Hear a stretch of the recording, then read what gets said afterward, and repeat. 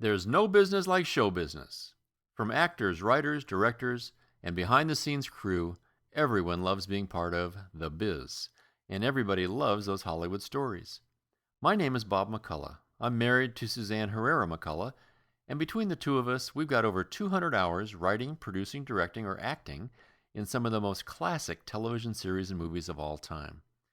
We've had pretty high-profile careers working with a wide range of celebrity talent and helping beginners get their start in the business, so people have always told us we should write a book. Well, we think getting our story out this way could be a lot more fun, so let's jump in. Chicken joke! I'm Mrs. Cleaver. From Television City in Hollywood. Boy, the way Glenn Miller plays.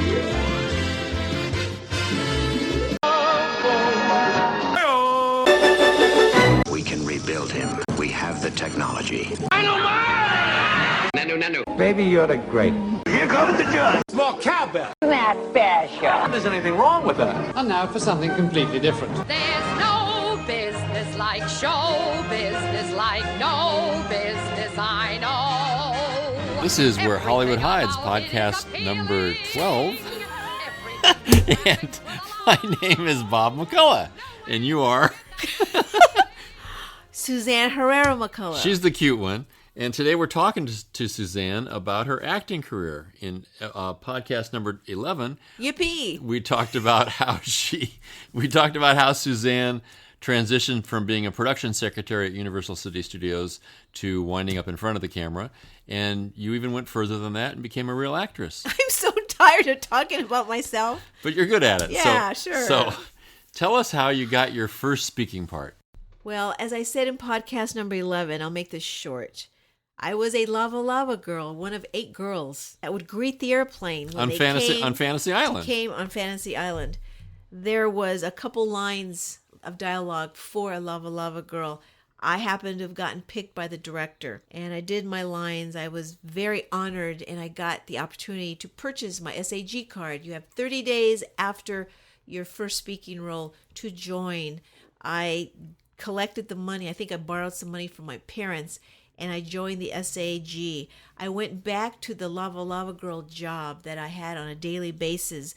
The lava girls were no longer talking to me because I had been the chosen one. My life had changed in their opinion, and they were very upset that I had gotten picked. I'm sure they thought, I had a relationship with the directors. They think all sorts of things. I soon realized that I needed to not do the SEG job anymore. No more atmosphere work for me, and I hung that card up and I decided to be a real actor. So I was taking acting classes, as many as I could afford. I sent resumes out. I got professional pictures taken by the great Buddy Rosenberg. I sent out resumes, about 200 I remember I sent out.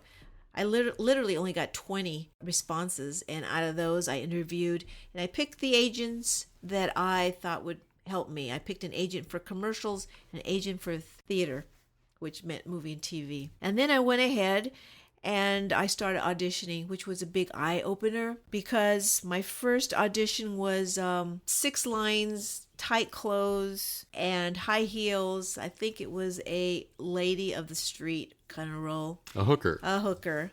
And I walked into this audition, and there were 20 ladies that looked just like me. They were like clones. All the sisters you never had. Right, and that's called typecasting, right? Well, casting by type, yeah. Right. Producers can fill a room up with people who are almost identical twins because they want a certain look, and that's exactly what they ask for, and that's what they get. So that was kind of an eye-opener. I didn't feel that special anymore. Up until that point, I was on top of the world. You were the prom queen everywhere you went. I was climbing high, So I went in and I auditioned, and I thought I did well. And the next day, my agent said I did not get the part. That was really hard. Were you? Was that like? Were you upset? Was it depressing? Was it? Yes. All the above. Yes. Oh. I mean, did you expect to get every single job because you had gotten the one so far? Yes. Oh, okay. Well, I knew there was a few I wouldn't get, but I didn't think. I don't know what I thought. I was young. You had very high expectations. Yes, very high, very high. So that was my first awakening to how tough the business is going to be.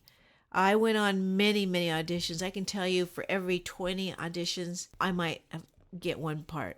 basically because I was a certain type and there weren't that many roles for the exotic look. The other part is some of the actresses were better than I was. So I was trying to study as hard as I could. So I decided to go for the best acting schools possible. And I got my way into the famous Lee Strasberg acting class. He is really well known for his part in The Godfather. He had an acting studio in New York where a lot of the great actors came from. Some of them were Anne Bancroft. She was, I think one of her biggest movies was The Graduate. She was Mrs. Robinson. Dustin Hoffman, he went to Lee Strasberg. Marilyn Monroe, Paul Newman, Bob De Niro, they all came from Lee Strasberg. And then he opened an acting class in Hollywood, and I auditioned and got in. And it was very method. I remember I was going to do a role as a hooker. Again. See, I'm typecast. Right. And he wanted me to really embrace the role, as he put it. And he would instruct us on what to do with our craft. And he wanted me to go out on the street in Hollywood Boulevard. At night? At night, to dress like a hooker and to really feel what it's like to be a hooker. And, of course, people would approach you, and yes, it could be dangerous, and that was part of the feeling of being dangerous. Wow. And I remember I was scared to death, so I took a few of my classmates with me, and it ended up being fun. I did not last long because it was too scary. I got a lot of inquiries. Really? As a hooker? Yes. Oh, yes. Okay. Yes. So you must have been good. I guess. You were a good method actor. So that was method. And then I remember we did have a guest speaker that night, and it was one of his students from New York, and it was Diane Keaton, who was very young and very quirky, I remember. And I think this was right before The Godfather or right after the first Godfather. So they were both in that movie. Yeah. Well, he was in Godfather 2, I think. Oh, I think she you're right. was in both Godfathers. Right. But she was already on her way up. She was also dating Al Pacino at the time because he came by to pick her up. I remember him. Really? I didn't really know who he was at the time, but he was a lot shorter than she was. I remember that. Well, yeah, it's funny how a lot of actors are smaller than we think. So then I did that, and then I saved my money up again to go to another acting class of sort called the Groundlings Improvisational School. And it had just started 2 years prior. The Groundlings was improvisational, which meant they would throw an idea out at you, and you would have to act upon it immediately. You really didn't have time to study for it. Like, they didn't give you a script. It was just... So you had to really be quick. Quick. And I was not that quick. I remember... You were method. That's why. Yeah, I was method or something. I remember looking around and realizing that all these actors were very different from what I was. I mean, think of, Saturday Night Live. Think of those actors. Am I anything like that? Not really. No. I remember you would work on a skit for the whole week, and then you would perform it on the weekends. People, agents, and other actors used to come and watch. And you remember Lily Tomlin? Sure. She had a TV show at the time, and she would come on the weekends to watch the performers, and she would hire some of those actors to be in her show, which was really great. So the showcase was almost like an audition. Right. But I only lasted for about 6 weeks because they would say things like, okay, everybody, this is a kitchen setting. You are a toaster. You are the kitchen table. You are the chair. And you are the broom. Now, how would they act and what would they say if they could talk? Go for it. With no rehearsal or just... Well, for one thing, it was the ridiculous. No scripts or anything like that. No. It was the ridiculous in my mind. Mm-hmm. And I was embarrassed and I didn't know what to do. So I knew right away. And these people, these actors were just going for it. They were great. I mean, they were really good at what they were doing. I was not. So I soon realized my limitations. So I started getting parts. Like I said, for every 20 auditions, I would get one. My first real audition I was so excited about, my agent called me and said, I have a perfect role for you. You can dance, right? I said, of course. You've been taking dance classes, it says on your resume. Of course. Well, your resume probably said a lot of things. Exactly. That's what you do. I learned that. The truth is, I was a disco queen. Every night I used to go out, but I was not a professional dancer. And this movie that I was auditioning for was Grease with John Travolta and Olivia Newton-John. Real dancing. He said, by the way, it's a musical. Okay. Perfect. You like music. Right. I like to dance. And the role that you're going to be trying out for is called Cha-Cha. She played the best dancer in Rydell High. And Cha-Cha was from another high school. Right. And I remember what the line was, because I had to read it. The line was, they call me Cha-Cha because I'm the best dancer at St. Bernadette's. And she was the previous girlfriend to Danny, the John Travolta character. Okay. So I show up, a huge stage, and there must have been 50 girls again who looked just like me, but these were professional dancers, you could tell. They had the little heels with the leotards, and they were stretching and putting their legs up high, and such contortions, twirling around. And I really realized, OMG, I am so out of my league here. So I said, okay, we'll see how far I get. So there's 50 of us about, and they line us up, and they have us turn around and walk, and then they have us read the line. And I make the first cut. They let go 10, and I was in the 40 now. But you hadn't danced yet. Not yet.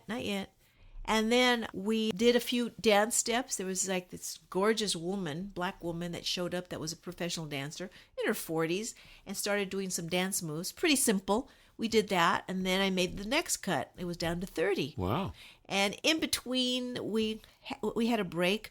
Who walks in and says, "Hi, it's John Travolta." Oh, doing the celebrity wave? Well, he had these really tight pants on. I think he was rehearsing already. And my God, he looked good. He really looked like a star. Well, he was the star. Yeah, he was. So that was fun to see. And then we started the real dance moves.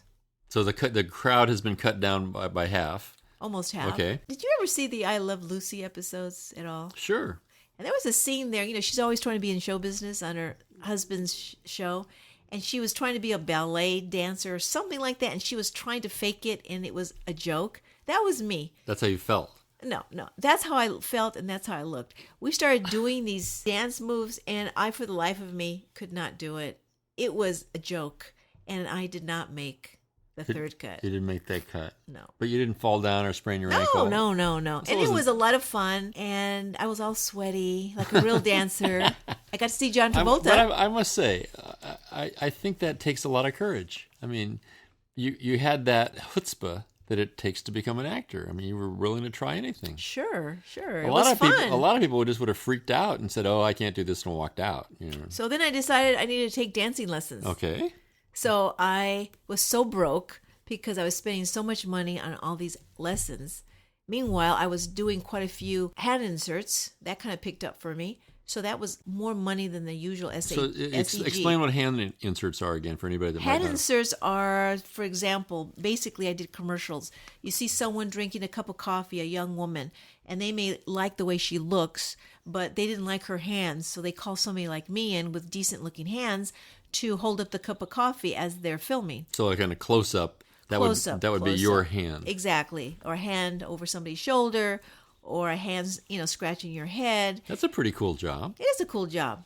It really is. And it pays really well. So I was supporting myself on some hand inserts in those days. You didn't even have to wash your hair for that kind of job. Right. You just showed up. Very cool. And then there was quite a few more auditions that I didn't get. And I was starting to feel a little depressed, because in order to get up for these interviews, you have to look the part, whatever it is, put the makeup on, go in, you have to be your best, you have to try and stand out, and different girls did different things to stand out, some pretty crazy.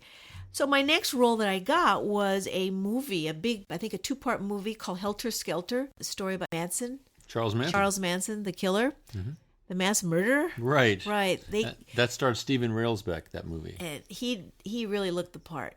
It was one scary set to be on, and it was, the scene I was in a courtroom scene where Charles Manson and his female followers were being tried.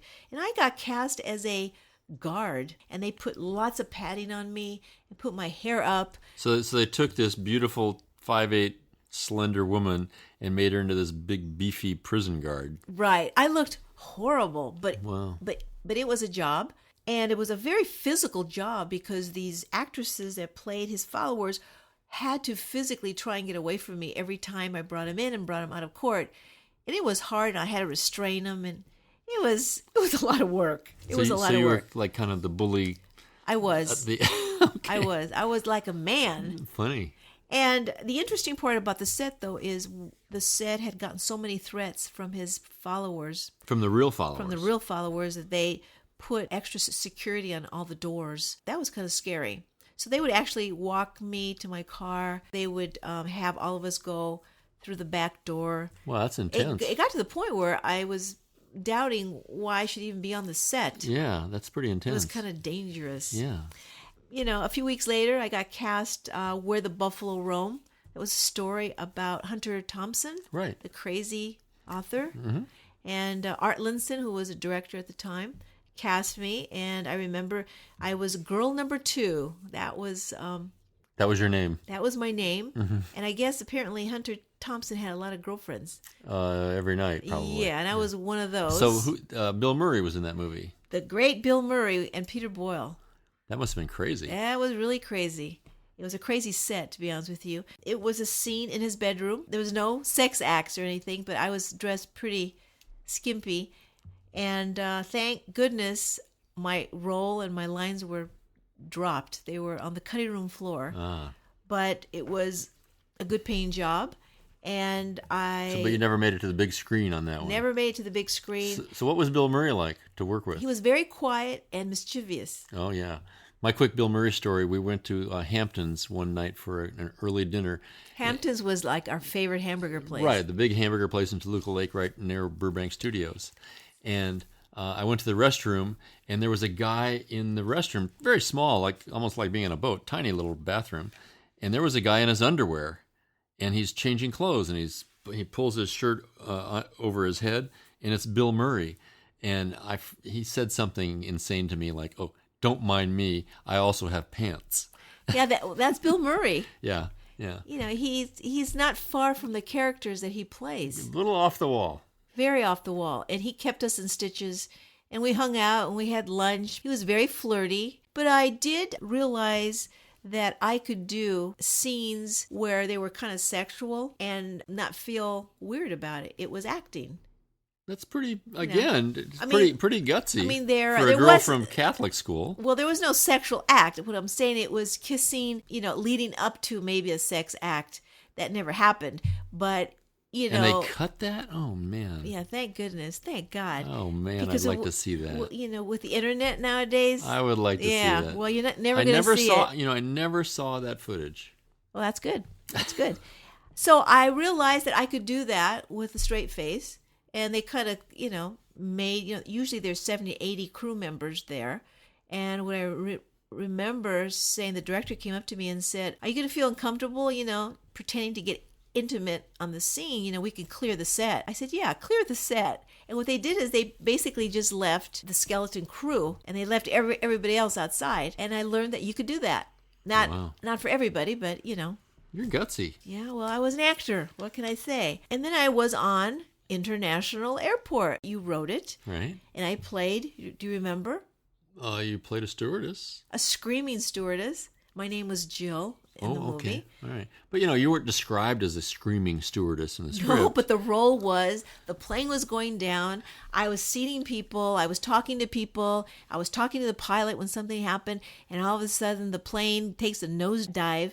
And I'm screaming at the people in the plane to sit down, and I hate flying in real life, so that wasn't very much acting for me. I would be screaming. So it was part of your method acting? Yes, okay. Yes. You were in the moment, okay. But you know what I did notice? That you walked off the set right before I shot my scene.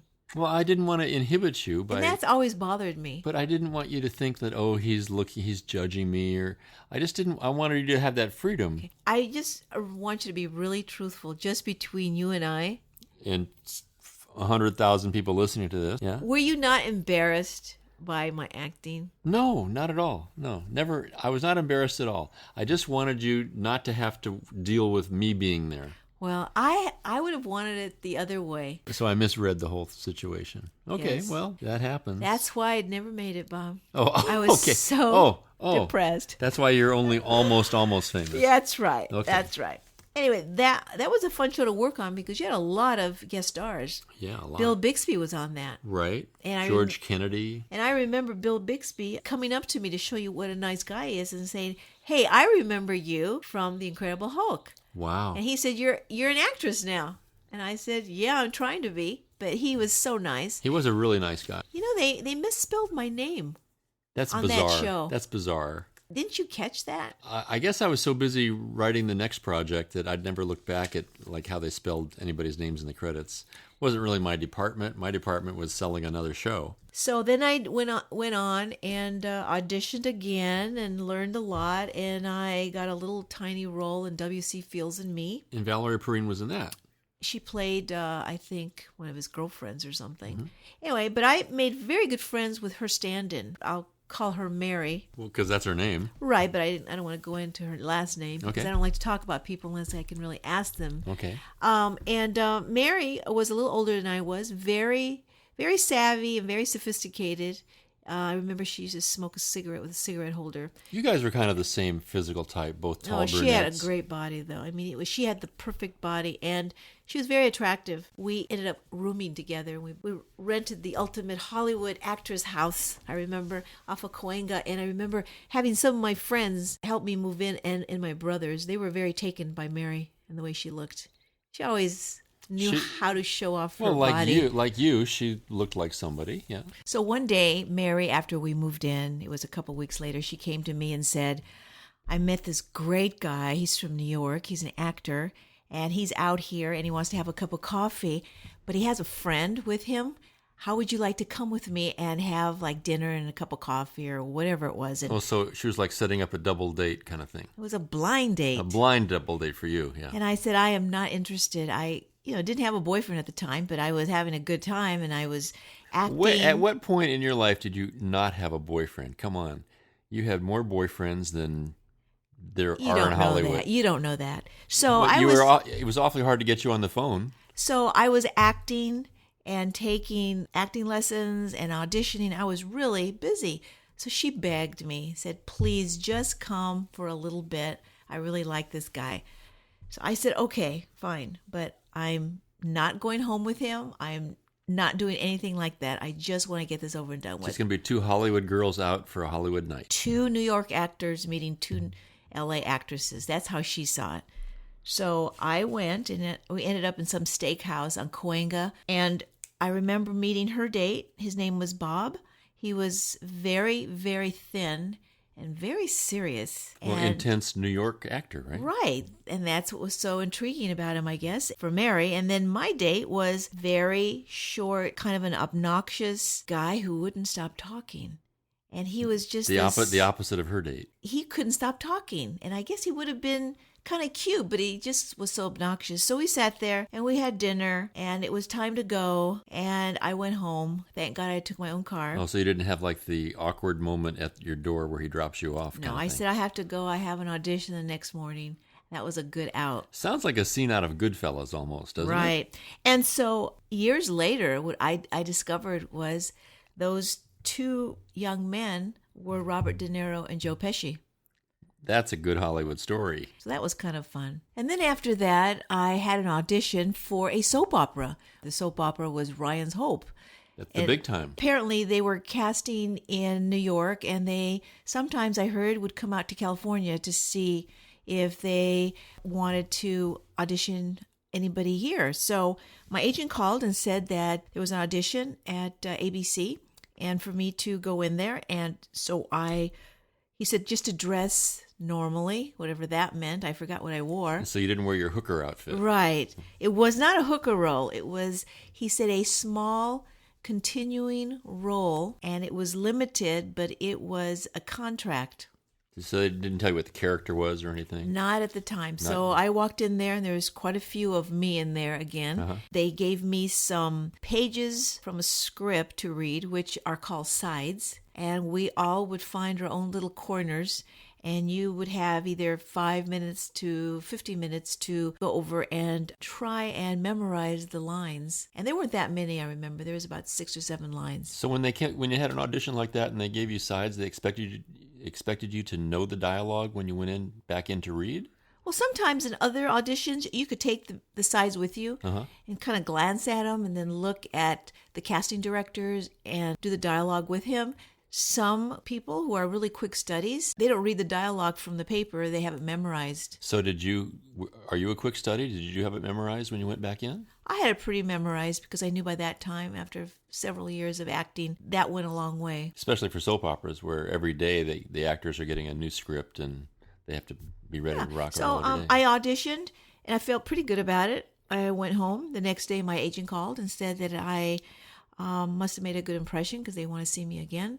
So I went back in, and there were a few girls there, not that many, and I read some other lines, and went home. And my agent called me again, and he said, well, they must have liked you because you're one of two girls. Wow, so you made the cut twice. Yes. And so I got really nervous at that point. I started thinking, gee, this is in New York, and you and I had just gotten married. Right.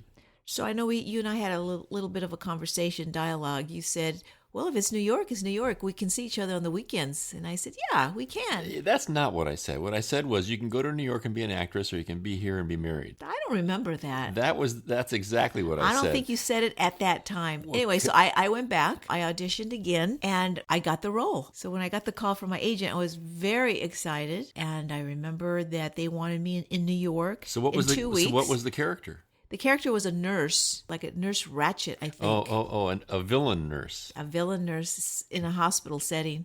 So you're like killing people in the I'm hospital sure or something. they had something like that. So I went from a hooker to a bad nurse. Okay. I remember my agent said, come in on Monday and come and sign the contract.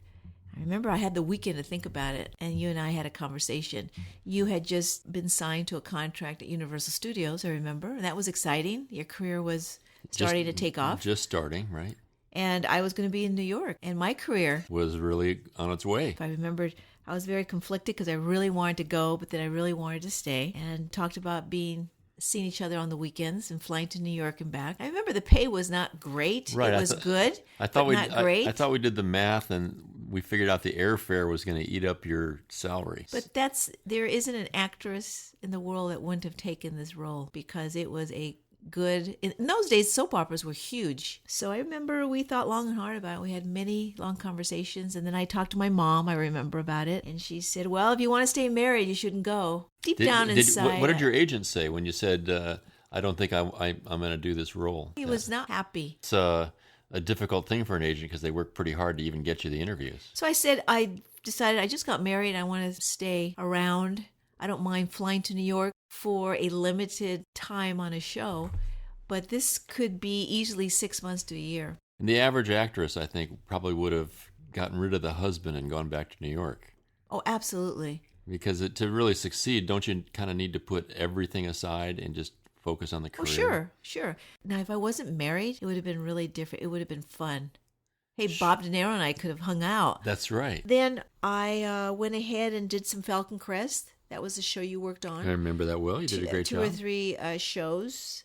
You gave me some speaking roles. You and Lorenzo Lamas were a couple. He was a cutie. Right. He was cute. And it was fun working on the set, although I got treated very special because you were the producer. That was fun. Do you think that people treated you differently because? Oh yes. Because they knew how you they knew that you would just write them out of the script. Oh, that's true. If you were mean to, they were mean to me. That's true. I do remember that Mel Ferrer kind of became your chaperone on the set. Like my guard. Yeah. Mel was following me around everywhere. Right, making sure you were comfortable and right. And he was much older and kind of took you under his wing. Exactly. Yeah. He was a nice man. And then I did High Tide. I started having kids, and then we went to New Zealand and had a guest part. You had a big part in that High Tide episode. Yeah, and that was fun. And I must tell you, I don't think anybody realizes just how hard all of the actors and actresses that don't become famous work. We're talking about the extras and the background and what they call atmosphere, the day players, the guest stars. They are all the anonymous hotel clerks that you see, the jurors in courthouses, the store patrons, all the people who populate the TV shows and the movies. The TV and motion pictures would not be successful without all these people. Yet we never know the names. So I want to give a shout out to all the hundreds of thousands of actors that never get known, that work just as hard. It's just such a few that make it. But what you're saying is that the bit players, without bit and day players, the one-line actors. Well, Picture is one of my favorite movies, one of the Jason Bourne movies. in those intense scenes in all the different countries of all the people in the background, just picture if none of those were there. It was just Matt Damon being chased by this bad guy. It wouldn't be realistic. Right, there'd be no real tension. No and these drama. people all work very hard. So before we wrap it up today, Suzanne, after your career, what advice would you give to any aspiring actress? Well, first of all, I'm not too fond of recommending that children become actors, basically, because historically they do not do well as adults. So I won't even deal with that's when you should start acting. Right out of high school is probably a good idea. I'm just talking female-wise. I think a female has a very limited amount of time to really make a name for herself. It's a very youth-oriented business. You have even said, and I agree, if you haven't really made a household name for yourself by the time you're 30, your career is not going to be great. Therefore, you're not going to get enough roles. Therefore, you can't support yourself. So right out of high school is probably a really good idea. You can be in theater plays and stuff in school, but right out of high school, start getting acting lessons, get yourself an agent, try to go to plays, be in plays, go to as many auditions as possible. But there's two things that are really out of your control, in my opinion. The camera really has to like you.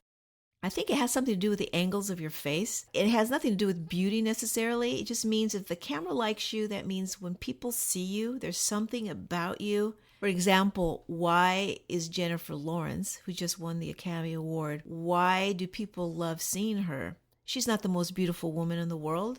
There's something about her, and she's also a good actress. Another element that's out of your control is luck. Luck is a huge part in this business. This business is not for the weak. The rejection is unbearable at times, over the top. You have to prop yourself back up, and if you can't, you're going to be in deep depression. How did you handle that? I mean, you were very brave, I think, to try all the things you tried. I was depressed and not happy, but I bounced back. That's just my personality. It was okay. Just put your head down and keep going. Oh, in terms of being prepared, just everything you can to learn about your craft. Be around the business, be around the people in the business, be smart about who you talk to in the business, and be careful for the producers that promise you everything and give you nothing. Well, that's really good advice. You know. But luck is a huge factor. Yes. Well, thanks for sharing all that. I'm so glad this is over. Well, but I think it's very instructive to people who might want to consider becoming an actor to understand that it can be very frustrating and that luck and you need a combination of a lot of things. You know what I was thinking about the other day? That if it wasn't for Kmart, it's where it all started for me, that I would have never met you. That's true. And we would have never gotten together. And you never would have been almost famous. That's right. So, again, thanks for sharing and opening up a little bit. This is Where Hollywood Hides. We sure hope everybody goes to the website, wherehollywoodhides.com. You'll see pictures of Suzanne as a lava girl and and her credits. And if I can find some clips, we'll put those in there too. And when you do go to our website, please click on the Amazon.com links. Do your shopping through our website, and it helps support the podcast. From Where Hollywood Hides, this is Bob McCullough. And this is Suzanne Herrera McCullough. Thanks for joining us, and we will see you next time. Bye. From Chilicombes and Paducas with their bazookas to get their names up in lights. All armed with photos from local rotos, with their hair in ribbons and legs in tights. Hooray for Hollywood! You have no way of knowing who'll make good. Maybe you'll be another Papa Dion, your name in neon. If you get lucky, you could. Yes, buddy, you'll arrive if you can top his five. Hooray for Hollywood! Hooray for Hollywood! Woolly Hollywood! They hire cowboys and then hang their chaps up and doll their maps up and give them all that they lack. Now ain't it funny? They pay 'em money. Shows what you can do if your horse can act.